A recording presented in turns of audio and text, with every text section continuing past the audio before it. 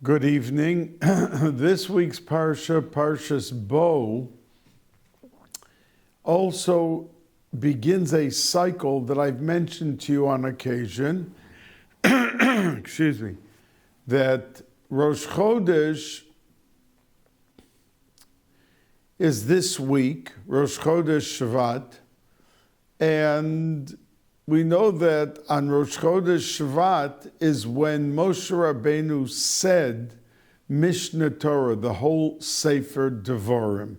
He began Rosh Chodesh Shvat, like the pasuk says, Be'echad ba'chodesh hoyel Moshe be'er es haTorah hazos, v'hihi ba'arboim shana ba'ashtei yoser chodesh be'echad la'chodesh, that it was the 11th month, which is Shvat, that Moshe Rabbeinu said Mishnah Torah, 36 days.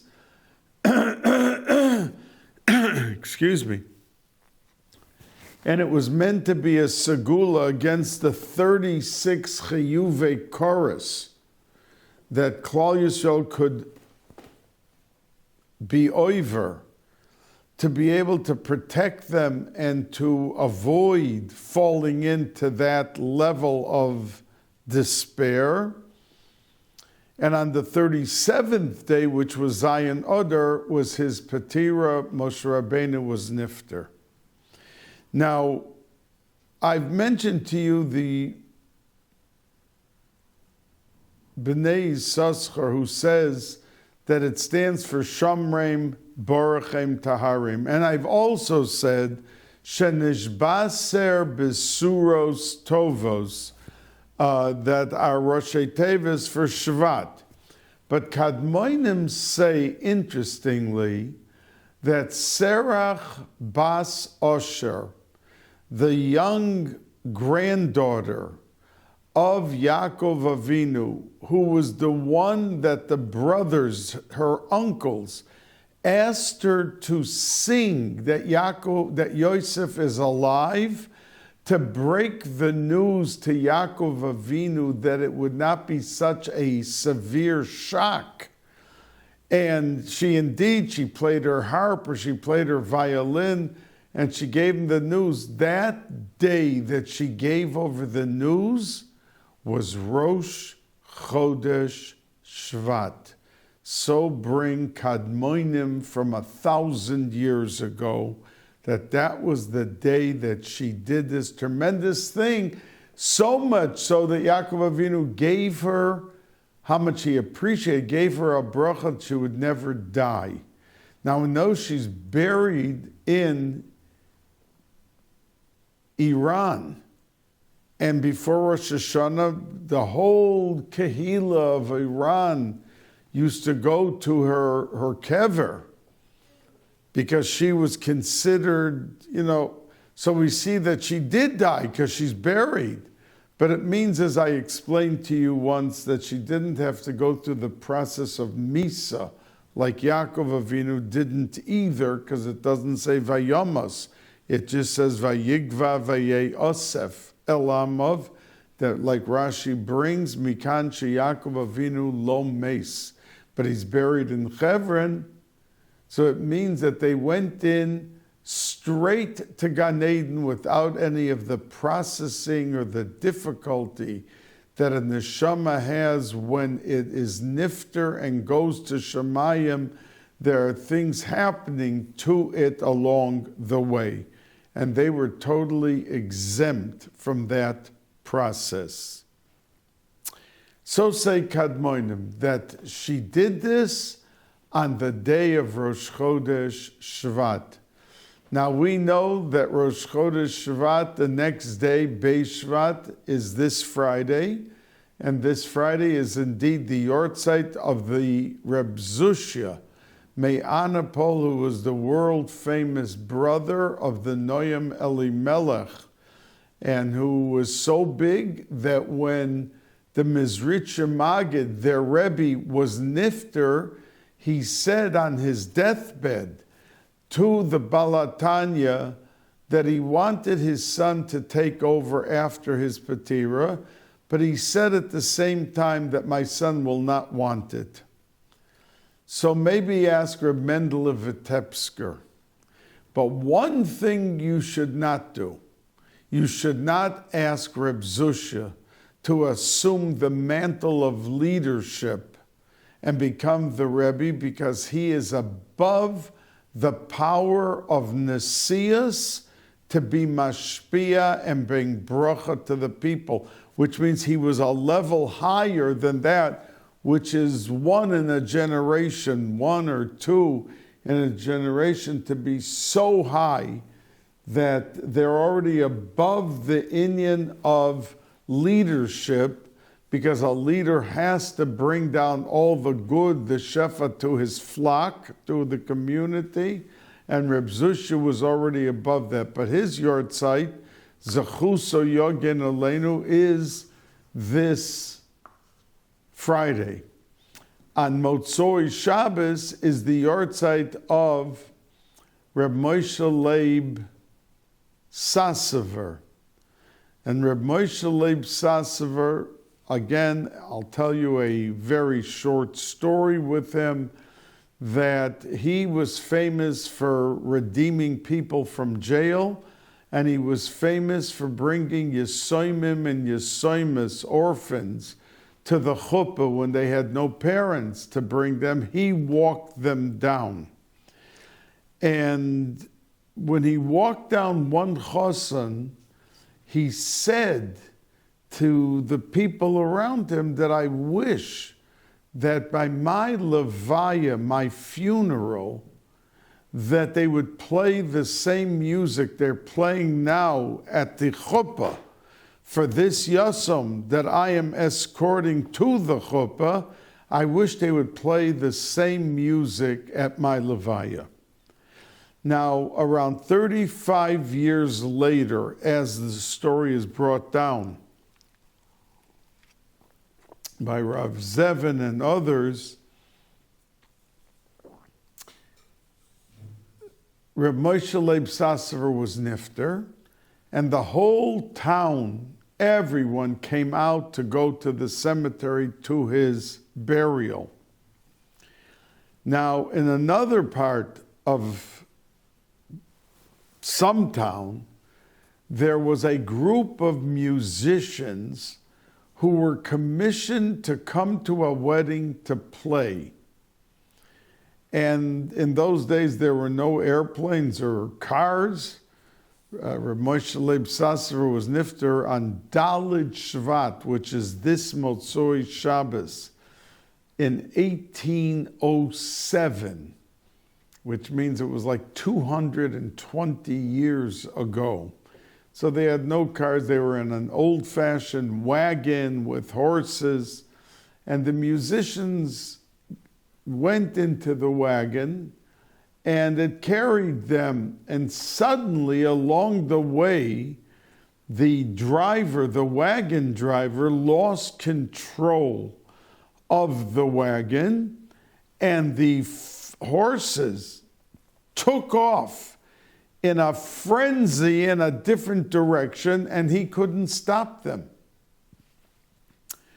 So as the story is told, that they continued and they realized it was Min Hashamayim, beyond their control. It wasn't like they got stuck or that a wheel of the wagon broke, but it was purely a trip that was meant to be Min Hashamayim. And when they finally got to their destination, they saw an entire city at a cemetery right before their eyes. It was somebody's funeral, levaya. And they asked, whose levaya is this? And they were told, it's the levaya of Rav Moshe Leib Sasever. Now, amongst those musicians was one man who 35 years earlier was a young man. Now he was the oldest in the group.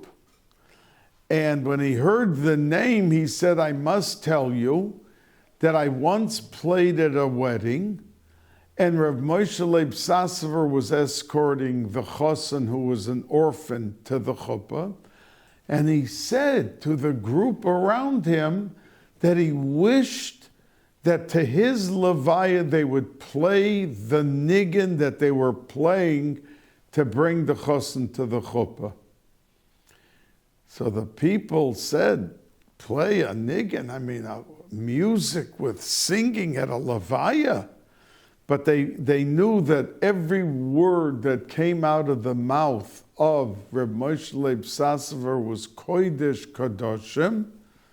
So they decided that rather than to just ignore it, they went and told the Bezdin, who were all attending from Sassover, that they were attending the Levaya and they were there. So they went up to the Bezdin. They said that this musician said that when he played at a wedding for a Yasam, that Rav Moshe Leib Sasser was there, and he said he wished that at his Levaya that they should play the same music. So the Bezdin paskin that even though the halach is you don't play any instruments or singing or any of that, but every word that came out of the mouth of Rav Moshe Leib Sasser was Kodesh Kadoshim, in the realm of the Holy of Holies. And therefore they should play the music that he asked to be played.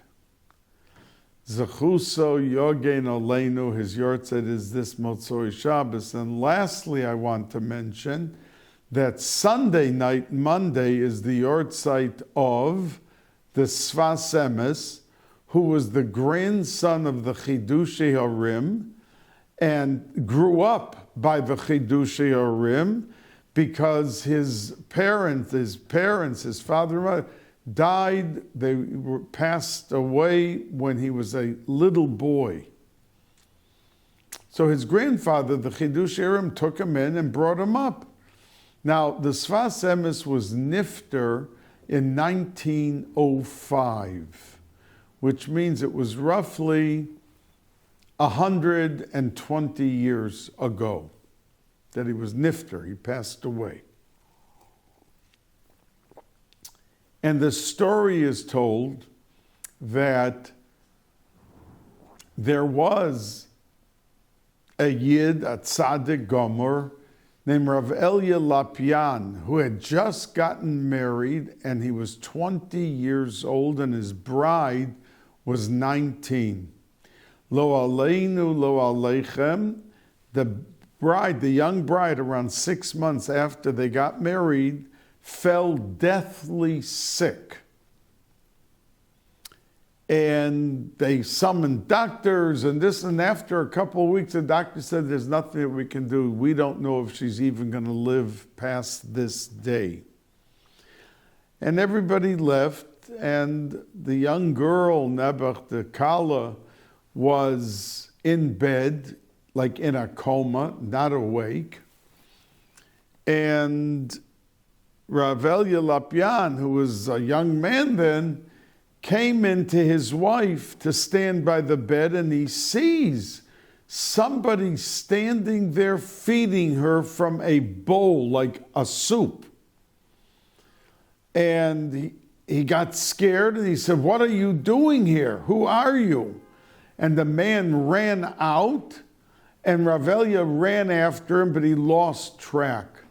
So Rav Elia Lapian thought to himself that this must have been because an hour later, the young wife who was just about to die opened her eyes.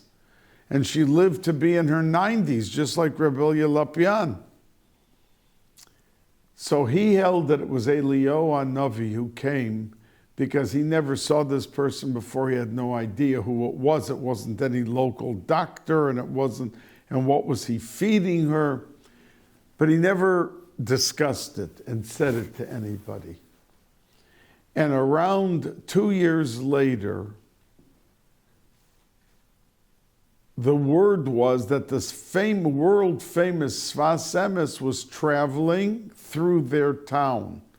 And everybody in the town went to the train station to get a bracha, to go into the Sfas Emes to get a bracha. And Rav Elia Lapian decided he wanted a bracha also. So he came to the train station, And he came into the Sfas Emes, and he said, I'm here to ask the Rebbe for a bracha.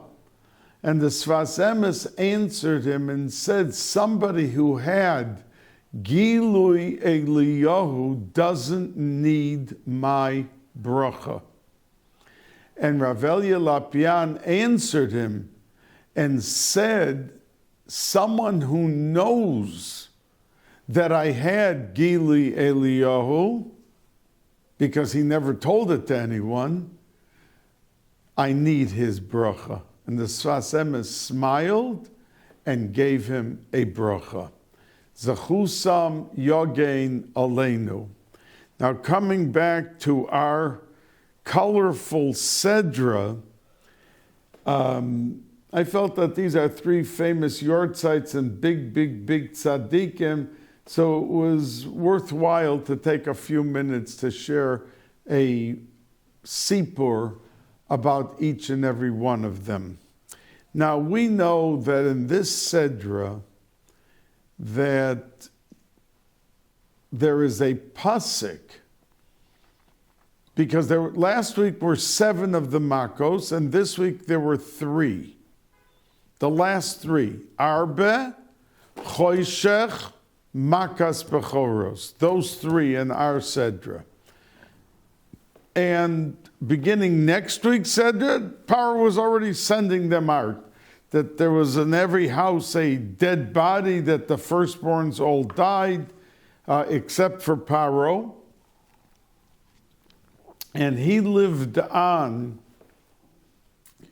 to be the king in Nineveh. When we tell the story by the Haftorah of Maftir Yoina on Yom Kippur, and he ran away, he didn't want to go to Nineveh and musser them that they're bad, they're going to be destroyed. So at the end, the whale spit him out after 3 days, and he saw he had no choice, but he had to go to Nineveh. He came to Nineveh and he told publicly the people, you are in trouble. The way you're behaving, the way you're living, there's going to be big trouble. And Pharaoh, it says, the Meforshim, was the king of that city, Nineveh. And he learned his lesson from what he had in Mitzrayim, and then on the Yam, that all of his army and everyone died except for him. So he told the people, listen, if you know what's good for you, you better do tshuva. And even Pharaoh put on a sackcloth, and they all did tshuva. And that was the mission of Yoina with Pharaoh from our story, who survived, because it says, Lo nishar ad echad. Lo nishar mehem ad echad, until one, velo ad bechlal, not Pharaoh. So, in our Sedra, there is a pasuk that Pharaoh said to Moshe Rabbeinu, who was going back and forth with Aaron to Pharaoh, that he said, Hishomer locha, you better watch yourselves, that you have to lo sosif liros Ponai ki biyom ra'oscha ponai tomos. Suddenly Pharaoh said, here he received them, they had conversations, he asked them and begged them to get rid of the Makkah. Now suddenly he said to Moshe Rabbeinu that you're never again to see my face. Don't come back here, because the day that you come back, you're going to die. Now the simple meaning is just what we said. But the Arizal says that Pharaoh was like the king of the negative mechablim, the samach mem, the sitra achra, the yetzer hara. And the Arizal says that he knew what the mission of Moshe Rabbeinu was, and all of Klal Yisrael, to pull out all the chelkei kedusha, which we said that 200 years before Yaakov and Yosef did that. Now, Moshe Rabbeinu knew that everything was cleaned out of Mitzrayim except for Paro. In him, like the Avi Avos HaTumah, he still had in him big chunks. And it was the mission, because the Gemara says that if someone is a Rasha, you are not allowed to look at his face. So what was the heter of Moshe Rabbeinu to go to Paro and look at him and talk to him? You're not allowed to look at the face of a Rasha. So the Arizal says, because every time he came to Paro, he was pulling out like a magnet, the Chelke Kedusha. But Paro, who was such a giant in Tumah, he realized that at one point Moshe Rabbeinu finished pulling out whatever he had in him, all the Chelke Kedusha. So Paro said to him, you're not allowed to look at me again, because you finished your job, and you're not allowed to look at the face of my face, a Rasha. And the Zohar HaKadosh says that when the pasuk says Tomos about Misa, it means to fall from the Madrega. Man de nafal midarge kare be vayamas. That it means that he's starting to fall from his Madrega of Kedusha. So Paro said to him, you finished your job. You have no more heter to look at me. And if you have no more heter to look at me and you come back to look at me, you're going to start falling, Thomas, you're going to start falling from your Madrega of Kedusha, because you have no more heter to do what you're doing, to come look at me. Now, we know that the Chidushei HaRim says that in the Parsha in Shemos 2 weeks ago, that HaKadosh Baruch Hu said to Moshe Rabbeinu that they're going to go out and they're going to have freedom, they'll be liberated, and they should all borrow from their neighbors vessels of gold and silver and empty out Mitzrayim. Now that statement from 2 weeks ago is repeated in our Sedra, but asks the Chidushei HaRim, there's a difference. Then it made the same statement, but in our Sedra it adds a word. V'yeshalu, they should borrow me'es ru'usa, from their friends. Since when, and it doesn't say friends 2 weeks ago, since when did the Mitzrayim become friends of Klal Yisrael? But says the Chidushei HaRim, and he quotes a medrash, that when the Choshech came, the 9th plague, the darkness wasn't just like we have darkness, that you turn off a light or they took out the candle, but you could still move around.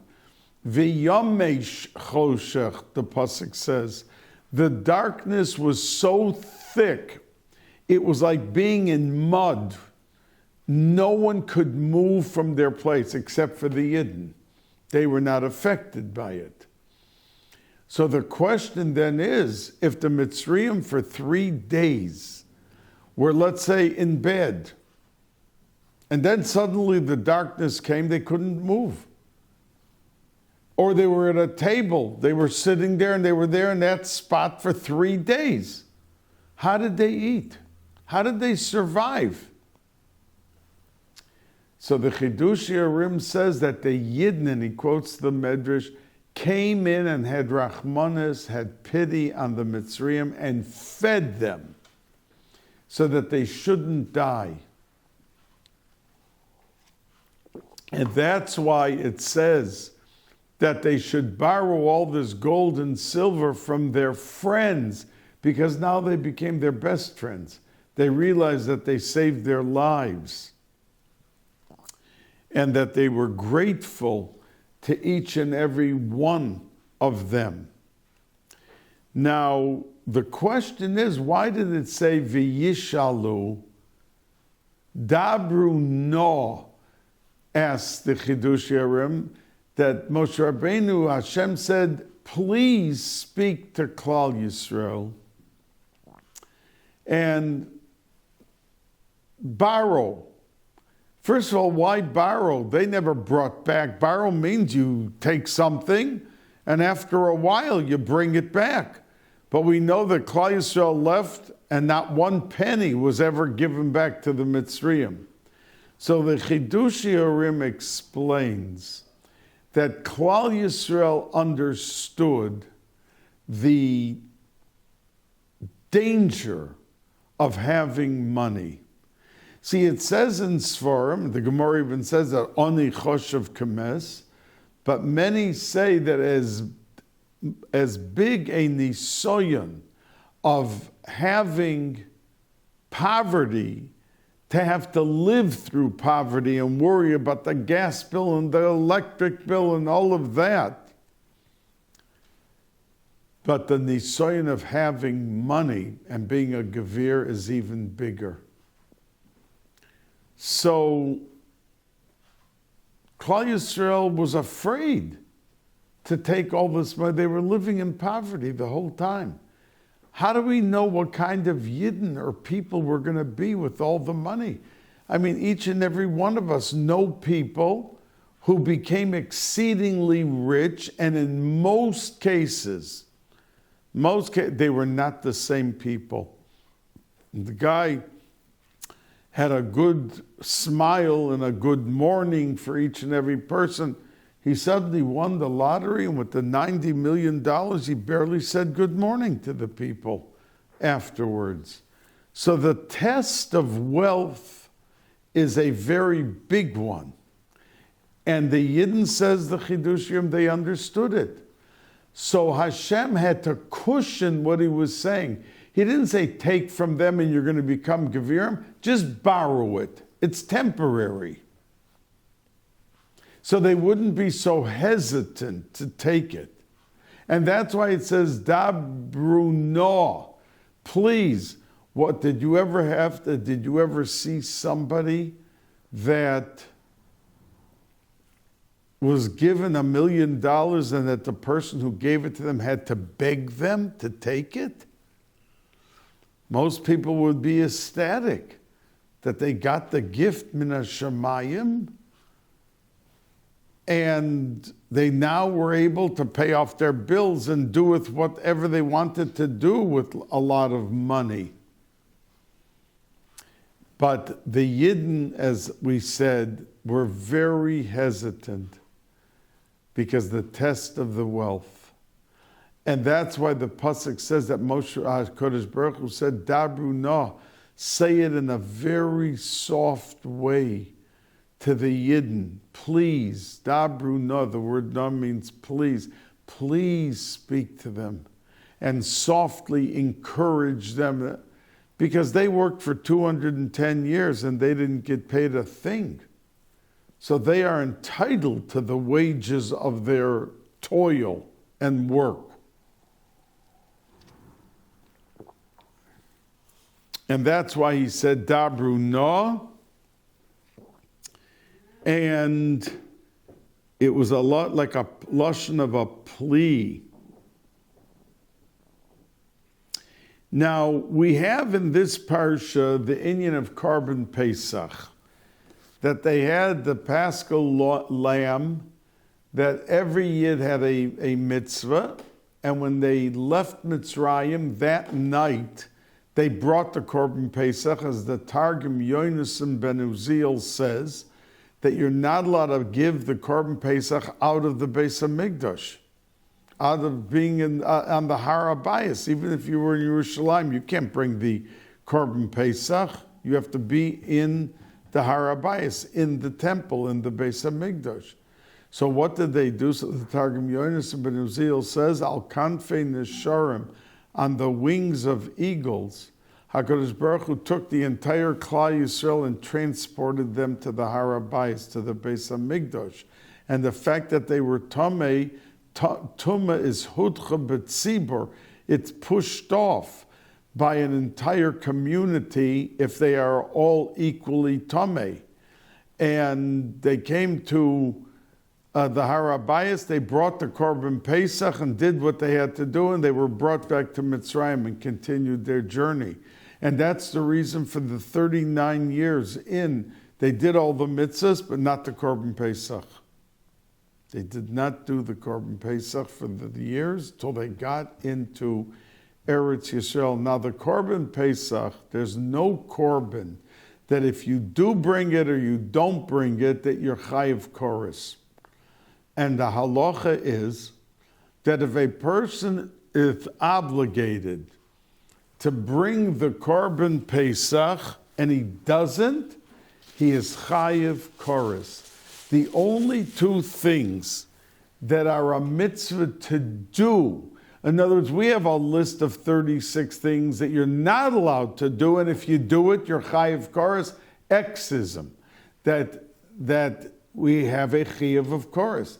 But the only two positive mitzvahs that you have to do, if you don't do it, is bris milah, being a boy 8 days old circumcised, and every day afterwards that the father doesn't circumcise the son, he's chayiv koros. And when the boy becomes bar mitzvah, he has the chayiv on himself to see to it that he has a bris. So if someone doesn't do it, father says, I don't want to do it. He's chayiv koros. And Korban Pesach. Now, one of the psukim about Korban Pesach, and you see that the parsha takes 5, 6, 7 psukim to talk about the Korban Pesach and its halachas, and it was the only mitzvah that if a yid missed it, that they were able to bring in Iyur on Pesach Sheni like a second chance. That people came to Moshe Rabbeinu and said, look, we were sick, we were tamei, we were this, we were that. We couldn't bring the Korban Pesach. Why should we lose out? Now, if somebody, let's say, had his tefillin stolen, he doesn't have a way of making good the days that he missed. Or that if there's, let's say, lulav and esrog, we don't say that he could bring the lulav and esrog a month later after Sukkot. The only mitzvah that if a person doesn't do it for a valid reason, that means there is halachas, that if circumstance caused him not to bring the Korban Pesach, then he had a second chance a month later on Pesach Sheni to bring the Korban Pesach. And there's a whole parak in Mishnah and Pesachim that what's the difference between regular Pesach and Pesach Sheni? For instance, if you had in your house chametz, on regular Pesach, you couldn't bring the Korban Pesach. Your house and your possession had to be totally free of every bit of chametz. On Pesach Sheni, you could have had 100 loaves of bread in your house, and you were there on Har HaBayis bringing Pesach Sheni, bringing the Korban Pesach to make up for that loss that you didn't bring it on the regular Pesach. So,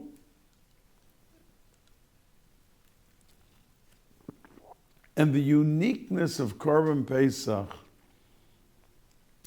is that it brought out in the atzmius, in the actual character and the actual complete character trait slate that a person has deep etched into his neshama, that it was able to correspond to Korban Pesach. That when the Yidden ate the Korban Pesach, there was full flourish of the emunah inherent in their atzmius. And that's why such special uniqueness and detail is given to Korban Pesach. But the Meforshim say that there's one of the psukim says, "Ve'etzem lo sish beruvo," that if you're eating the Korban Pesach, and the whole family was there, one person, you're not allowed to leave over. So how could one person eat a whole animal? So he had 40 people he had shutfim, he had family, he had friends, that they all together shared to make sure that it was completely eaten up. And one of the isurim, one of the conditions, is ve'etzem lo sish beruvo. You could not break a bone. I mean, many people, when they're, let's say, eating chicken or a duck, and it was baked very well, and you want to suck or to enjoy the juice of the bone, that you'll bite into it to be able to have the flavor and the taste in its fullness, so you'll bite into it. You are not allowed to do that with the Korban Pesach. And the Chinuch says, why not? Because lema'an, lizkor nisei b'mitzrayim, that we didn't want you to divert your attention from the theme of Korban Pesach, which seeped and drenched your neshamas with the nisim of remembering the nisim of Mitzrayim. And if you would be busy sucking on the bones, you wouldn't be thinking about the nisim and what the essence of Korban Pesach is. So to teach us a lesson, if not diverting from the purpose of what we're doing, that Tzivui was given, say, the Kadmonim, that you could not break a bone in a Korban Pesach. And that's really a message to us. If we honestly think back into, let's say, our Shemona Esreis that we're busy saying, and we're supposed to be focusing on the Shemona Esrei with its richness of connection to our Kodesh Baruch Hu.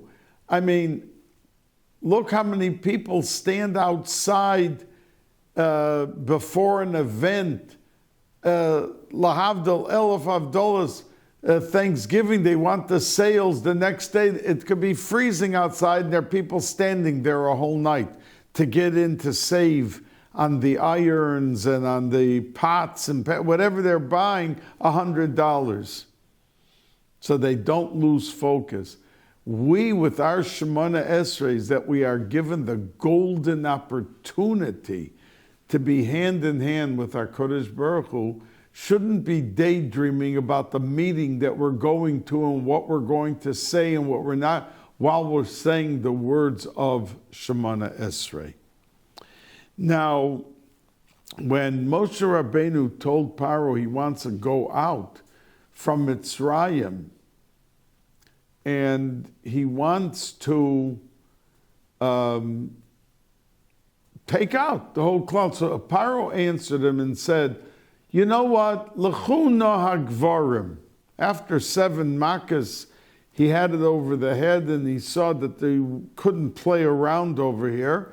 He said, you can go out with the men who are at least 20 up until age 60. L'chu nohag gvarim ve'ivdu es Hashem ki osa atem avakshim. And Moshe Rabbeinu answered and said, we are going out with our children, our babies, our elders, the 90-year-olds, not only the 20 to 60. Why did Pharaoh, if he was letting out a vast majority of you, what did he care if the babies would go? But he understood, the Meforshim say, that the existence of a Jewish people depends on its youth and on its elderly group, because Yidden not only live with the past, with the little children, but we want everyone to focus on the vision of the elders as they went through the years of their life, how to live and what value system to have.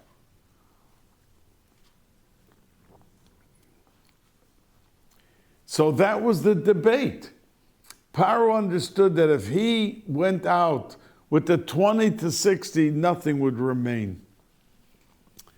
But if he went out with the children and with the elders, and that there was this constant connection between the youth and the elderly, that there would be a continuity and a continuation of Klal Yisrael, and that's what he wanted to stamp out. Now,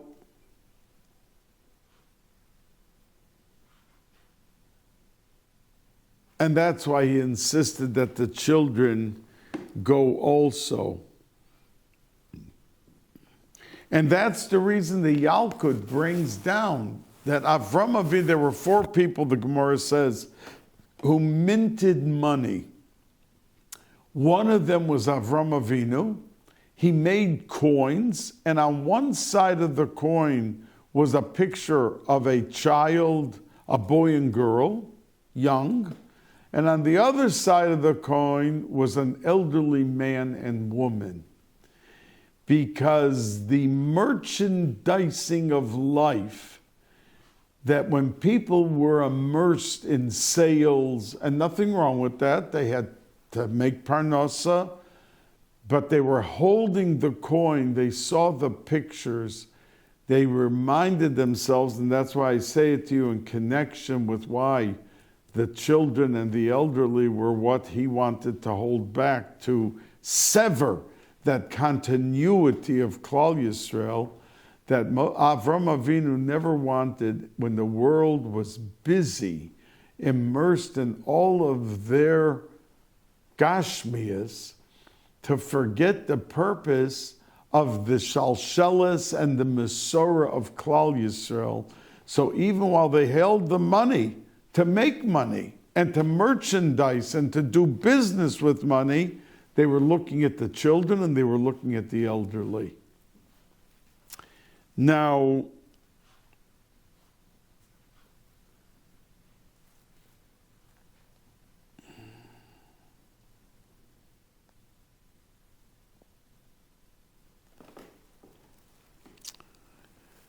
we have in this parsha the inyan of Kiddush HaChodesh, the first mitzvah. HaChodesh hazeh lochem Rosh Chodeshim, Rishon hu lochem l'chol chodshei hashana. That means when a person writes even a check, there are some Rishonim, some Achronim, who hold that you're not allowed to write, either write the actual name of the month, which is no problem. Let's say January 10th and the year. But others don't write the name. They put 1. January is the first month. And some hold you're not allowed to do that. Because since the mitzvah of making Chodesh Nisan is number 1, HaChodesh hazeh lochem Rosh Chodeshim, that it is considered number 1, you're not allowed to call a Goyish month number 1 as if to ignore the status of what Nisan is.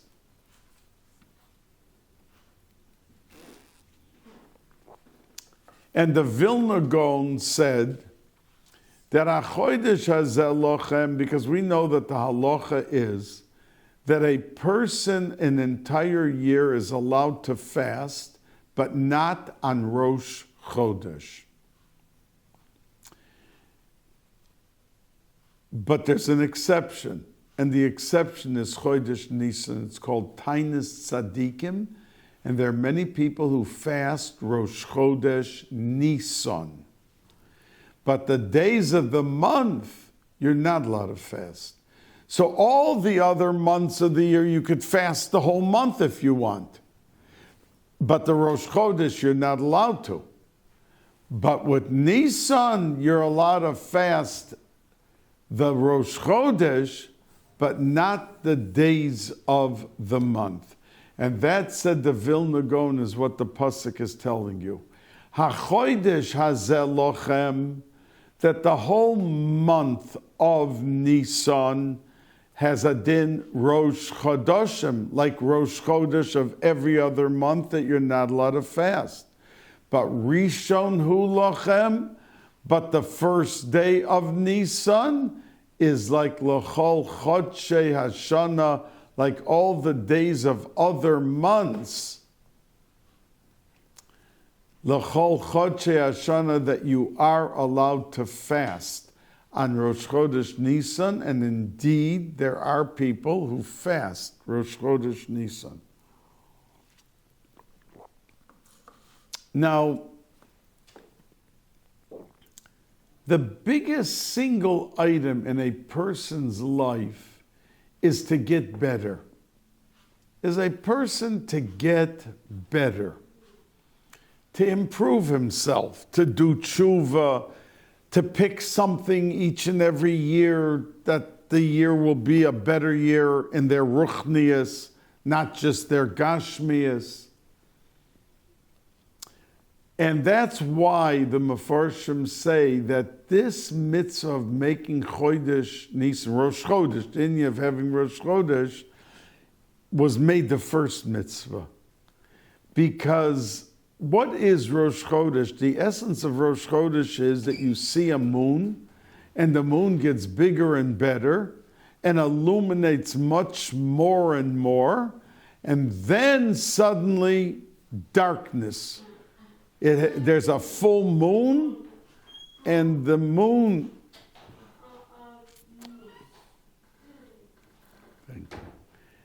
full moon shows itself, and then darkness comes. And that's really the cycle of life. We do an Aveira, we feel bad about it, we promise not to, we try our best not to, and then we fall in again. So it's a cycle of good and bad, darkness and light. And that's why a person has to have the koyach of Rosh Chodesh, the concept, with him, or he could never survive. Because a person, once he does an Aveira and promises not to do it again, and then does it, after a while he can get so despondent and so depressed. I keep trying not to do, and I keep doing it, and so he would give up. But Rosh Chodesh every month shows him that after we have full moon, with the most illuminating light from the moon for our world, we suddenly are back in a state of darkness. And that darkness could pull a person down and feel it's gone, the light's gone. I did the Aveira again. I promised 20 times I'm going to stop talking all the Lashon Hara, and I'm busy talking my head off. So that's why the first mitzvah was given of Kiddush HaChodesh, Rosh Chodesh, because that's the backbone of Klal Yisrael. Dark and light, light and dark, back and forth, up and down. But we never give up hope, because in the middle of the darkness we suddenly see that spark of lightness, of light, and that's when the Eidim, the witnesses, come, and it's proclaimed once again that it is Rosh Chodesh.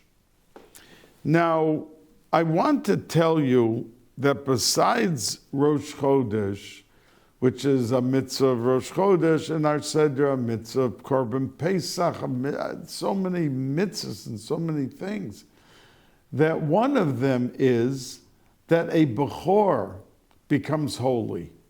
That means if a person never had a pidyon haben and he's a kohen, you are not allowed to ask him to even pick up a cup of water for you because he's holy.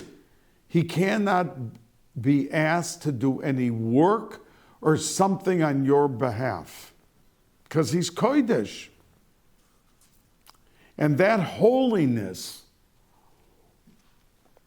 spreads to every bechor of a family, and it spreads to animals, and it spreads even in one case to a non-kosher animal, a mule, a chamor. And the pasuk in our Seder tells us that the chamor is holy, and if you want, you can redeem it biseh, with a lamb. Ve'im lo sifte va'arafta. The ve'im lo sifte biseh, that if you don't redeem it for its value, and then it can be used as a regular daily load carrying on its back, and goes for people doing what they're doing, that they could serve or work for somebody else, that they go from a state of kadosh to a mundane state after there is a pidyon haben. Or in the case of the chamor, that you kill the chamor if it's not redeemed because it's in a state of holiness and you can't use it. So to protect the person, it's killed, that it's not here anymore, that you could make the mistake of using it. Now, the Sfas Emes asked that why was the Kedusha given to the chamor and not to the dog? The dog was given great credit for not barking. Not barking. And the pasuk even says, if you have a piece of meat that you want to throw away, don't throw it away. Give it to the dog.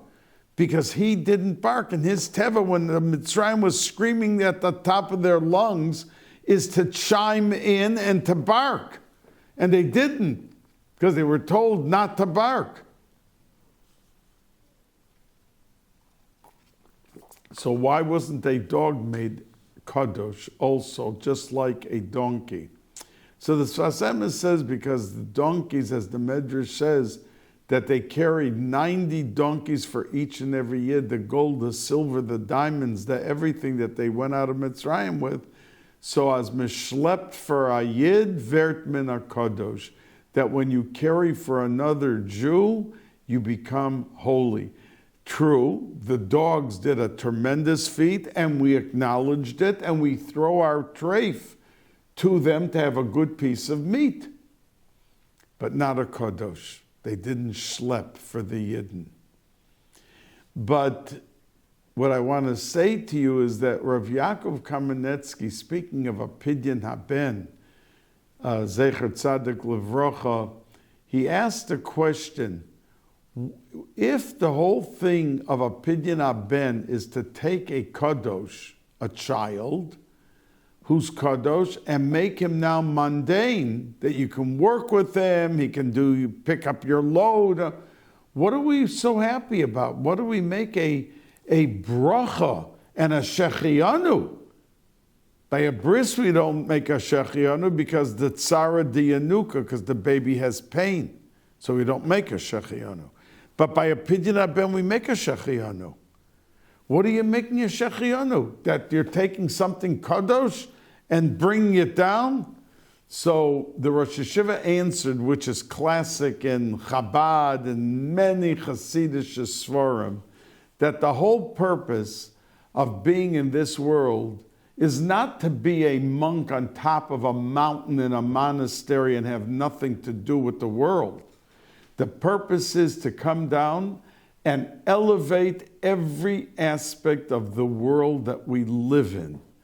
That means the food that we eat, when we make a bracha, we are taking the neshamas in that food and elevating it. When we take a tree and chop it for its wood, and we make a table out of it, and that table has orchim on Shabbos or on Yom Tiv sitting around that table, you have elevated the wood of that tree. And every aspect of life is that elevation and the backbone. And that's the reason the Rosh Shiva asked a question that by the Pidyon Ben we say Zehabein, L'chaim, L'Torah, U'liyira Shamayim. And then at the end of the bracha we say, like we say by a bris, that Be Magadalim, L'Torah, L'chup, L'masim Tovim. Why do we throw in Yira Shamayim? We don't say it by a bris. Why do we say it by a Pidyon Haben? Because you're in the process of taking a holy person, even an animal that's kadosh, and you are giving it and you're putting him into the sea of the Gashmias, the physical, mundane world, and he's with a mission of elevating everything. So you need big Yiras Shamayim to do it. You know, today the whole difference between people who succeed in their learning, their davening, their eating, their Avos Yisrael, their tzedakah, is their level of Yiras Shamayim. They can be putting on the tefillin every day. They can be making brachas and davening and eating with brachas and the bracha achroina, everything we have to do. But he could still have a taiva that he can't get out of his system. And it is only Yiras Shamayim that pulls the person out of that platform. So we have so much to learn in this week's Sedra about elevation of a Klal Yisrael and each and every one of us with our families and our communities.